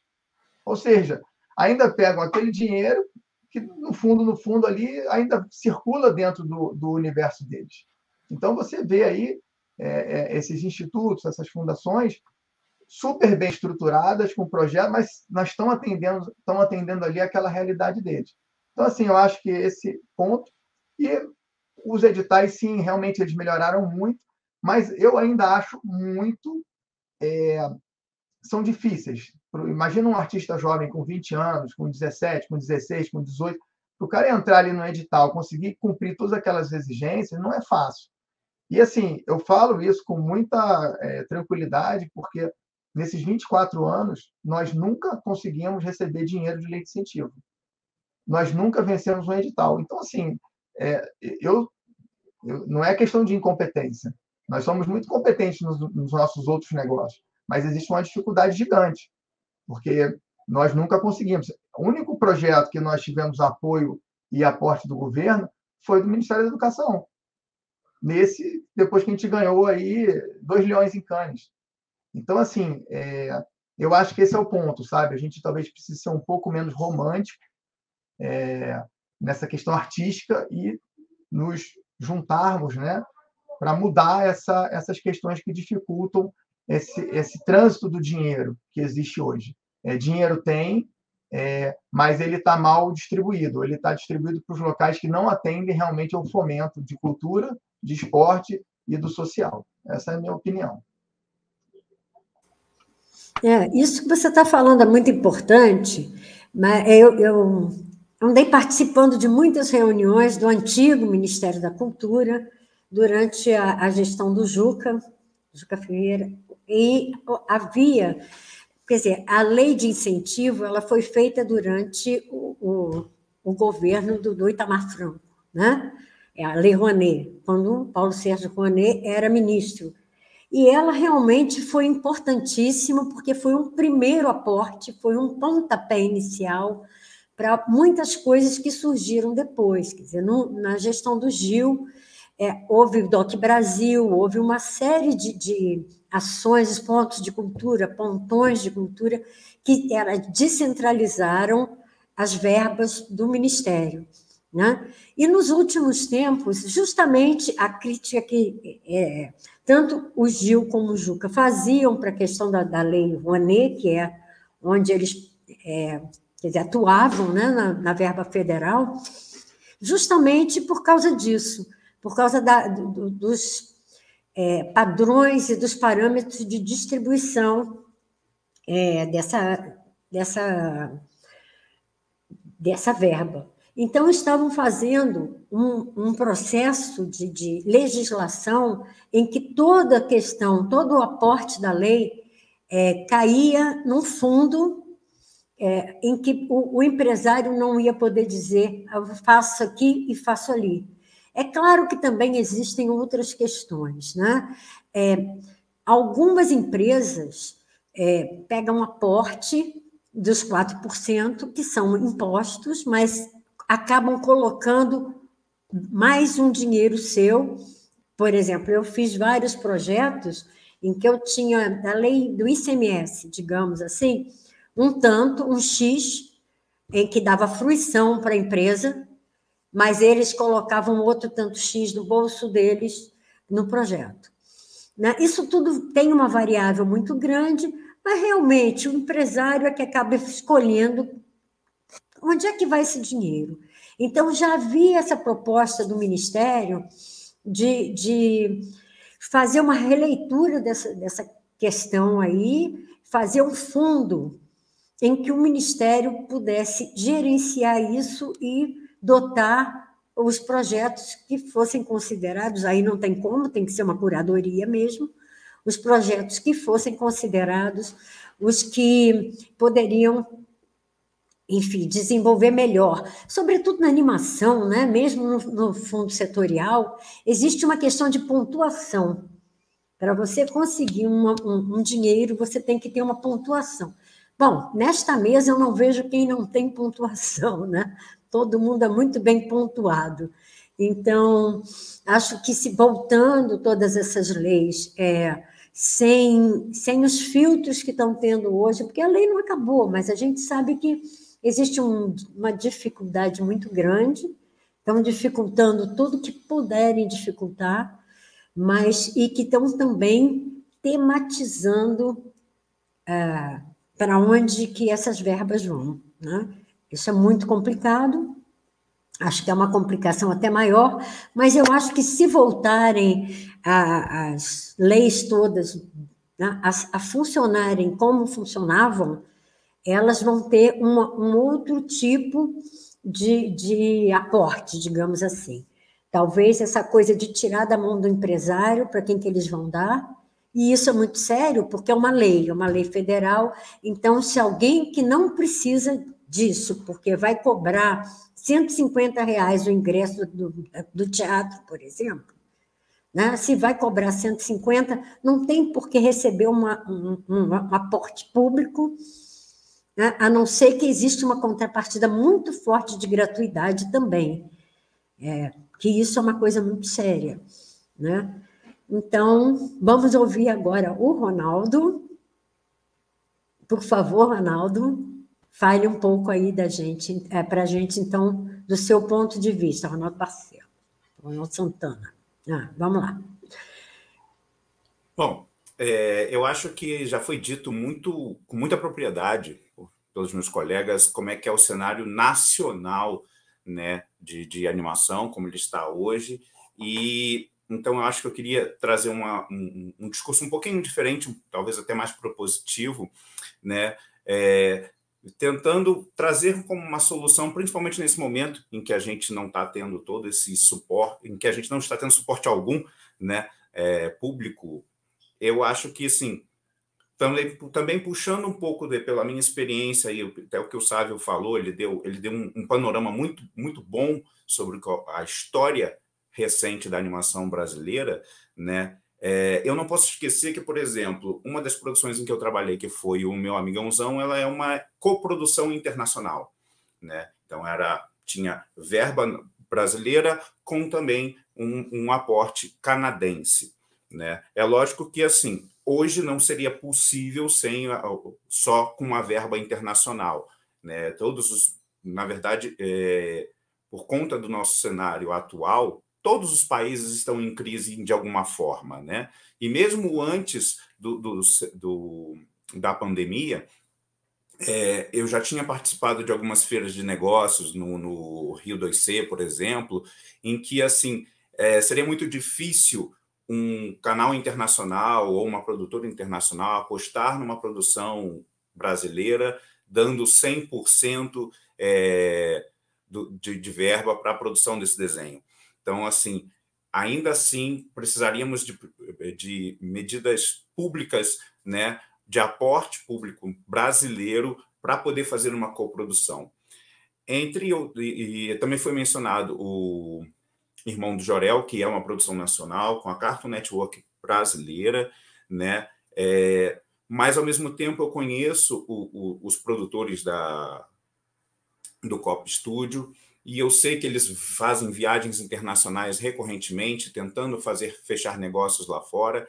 Então, assim, o que eu gostaria de trazer é ter sempre o produtor, mesmo brasileiro, com a dificuldade ou sem a dificuldade, não esquecer de que existe um mercado internacional onde você sempre pode buscar novos parceiros, talvez não para uma produção tão grande, você não vai fazer um longa-metragem, mas, de repente, alguma coisa menor.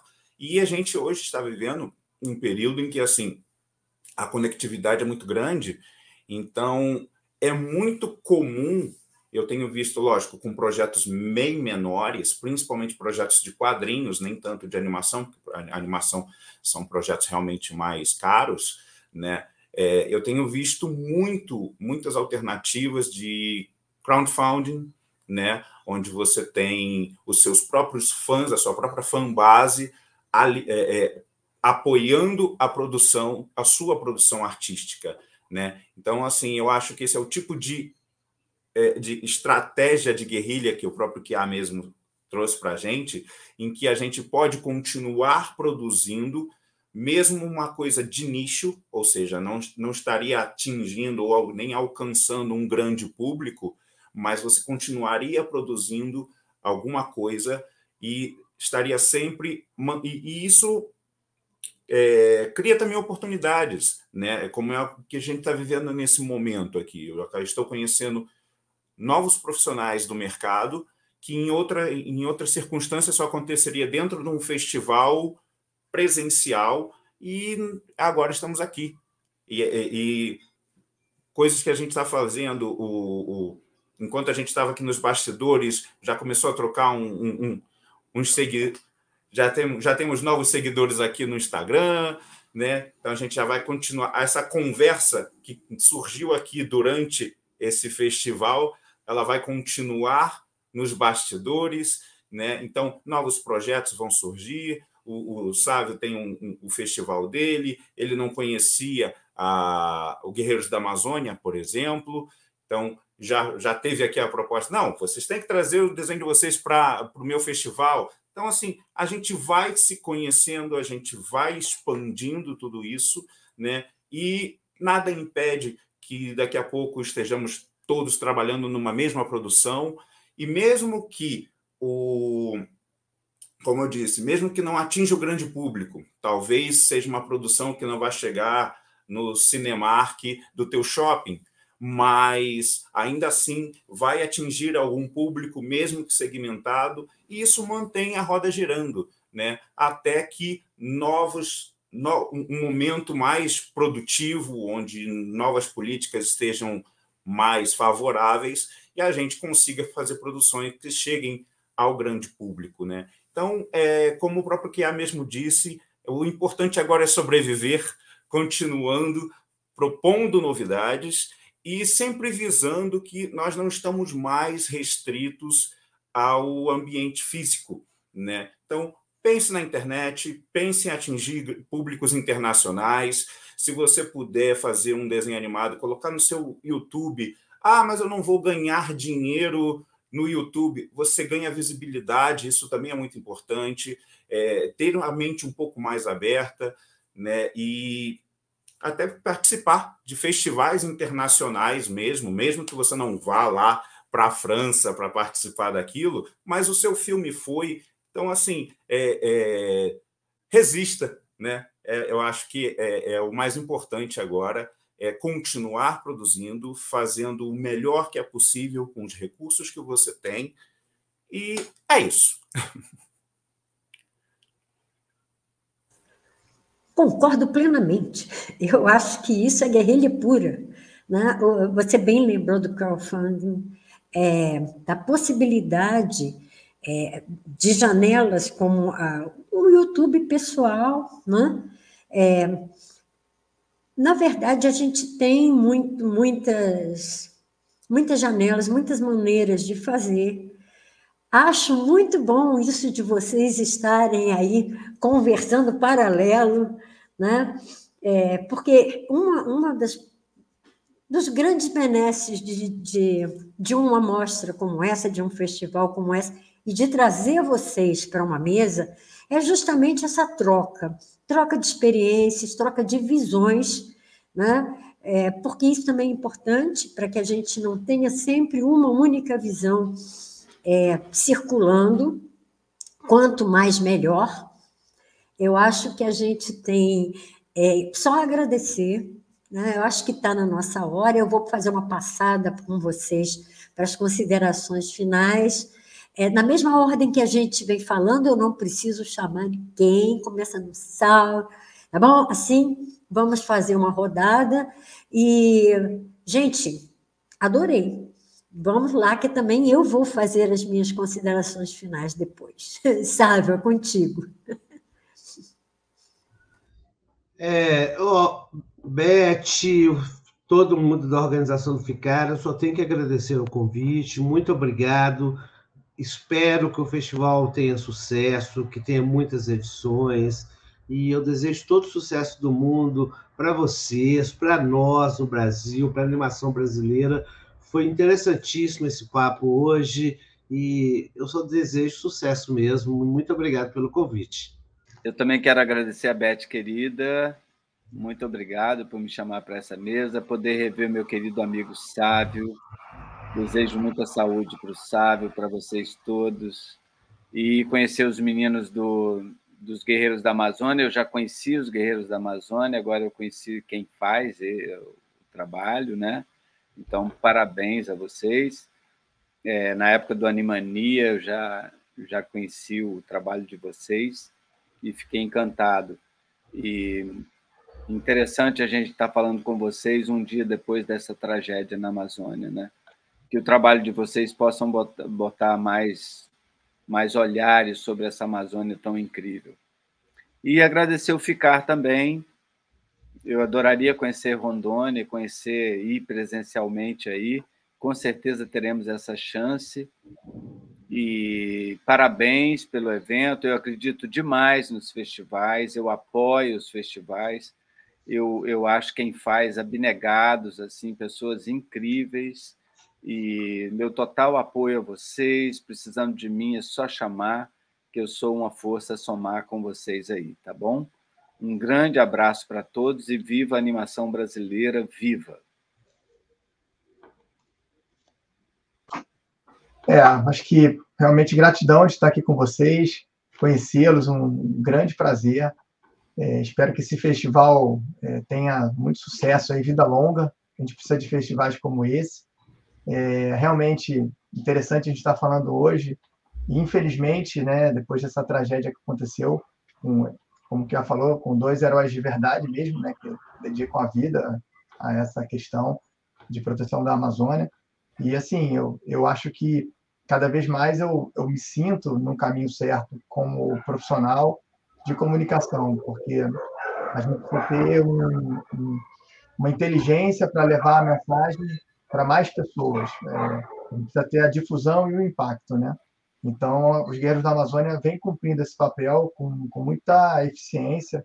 A gente tem milhões de audiência em seguidores, em vídeos vistos, e eu acho que a gente vai levando a mensagem de esperança para o coração da criança, que é o que a gente acredita hoje. A questão ambiental, ela ela tem que passar pelas escolas, né, do ensino básico, para que a criança chegue aí à juventude com um nível de conhecimento, que ele possa ter uma profissão boa, digna, e não ir pelo ilícito, né, não ir pelas coisas erradas. Então, assim, uma grande oportunidade de trocar isso com vocês, e é isso aí, vamos para o próximo ficar. Bom, eu também quero agradecer a todos pelo convite, pelo espaço que nos cederam, fico muito feliz com isso, espero que vocês gostem da mostra do Guerreiros da Amazônia, e mesmo aqueles que não tiverem a oportunidade, de repente, de assisti-los aqui dentro do FICAR, seja pela razão que for, temos todos os nossos desenhos animados estão no canal do Guerreiros da Amazônia no YouTube, então eu convido todos vocês a se inscreverem no canal e também me procurarem lá no Instagram, no @RonaldoSantanaAutor, para a gente continuar essa conversa, e vocês conhecerem os meus trabalhos e dos meus amigos, né, como o Ronaldo Barcelos, agora o Sávio Quiá.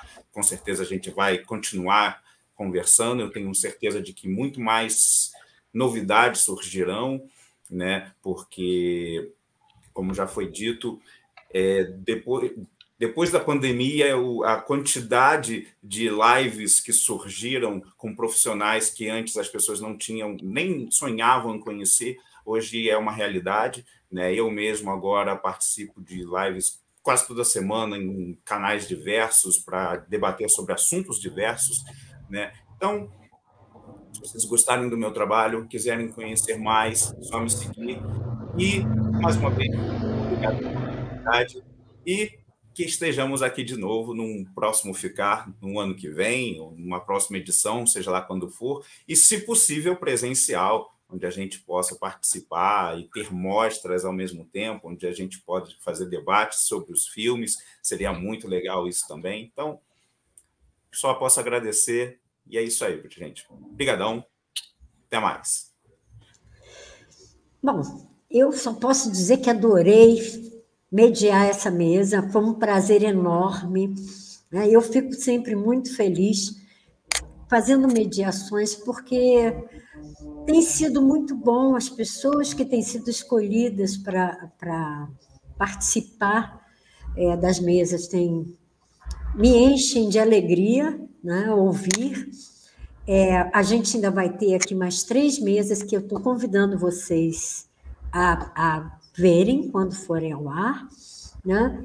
E, na verdade, eu tenho só a agradecer a vocês a participação, a generosidade de estar conosco aqui, né?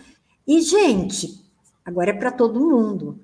Não deixem de acessar ficar.org.br para poder ver muitos trabalhos bonitos, deliciosos, importantes, e também para ouvir as mesas, esses profissionais incríveis, contando das suas experiências e falando, sobretudo, do que esperam que esse país seja, que ele venha a ser, com muita esperança, né? Porque a gente viu que, apesar de todas as críticas e de todas as análises de conjuntura, a gente vê aqui 4 discursos de esperança no que pode vir a ser a animação no Brasil. A animação e o cinema, de um modo geral, em especial os filmes de animação. Então, todos estão convidados a participar acessando ficar.org.br. Tá? Boa tarde. Tchau, tchau.